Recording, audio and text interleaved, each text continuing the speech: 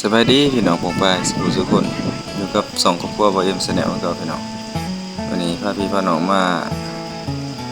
เบิ่งบรรยากาศของเขื่อนน้ำเงิมเขื่อนไฟฟ้าน้ำเงิม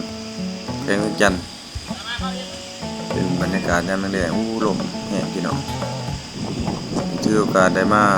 เลาะมาเบิ่งมาชมในเบิ่งอยู่แถวๆของเขื่อนพี่น้องเขื่อนไฟฟ้าเป็นครั้งทวีตที่ทีมงานพวกข้าพเจ้าได้มาเลาะเบิ่งบ่เคยเห็นพี่น้องบางท่านบางคนก็สิเคยเห็นแต่บางท่านก็สิบ่เคยเห็นนั่นแหละเนาะพี่น้อง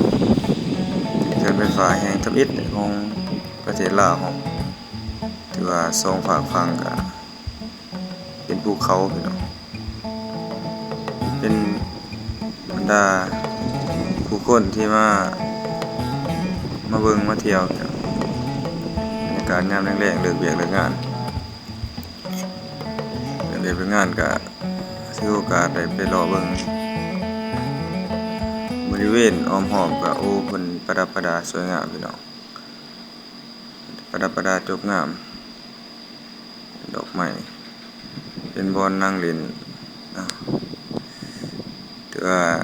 อยู่แถวๆกองเขื่อนนี่ก็เป็นเขตวังสงวนถือว่าเป็นเขตห่วงห้ามไว้บรรดาประชาชนเนาะห้ามให้หาปลาห้ามให้ไว้ตึกแฮตึกหมองนะพี่น้องเขตของกองเขื่อนโอ้บรรยากาศดีพี่น้องมีลมอากาศเย็น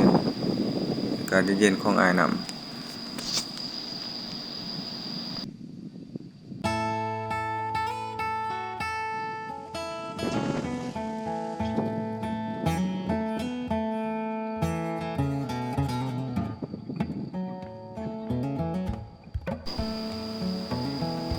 คลิปนี้ฝากพี่ตัวน้องไว้ซ้ำนี้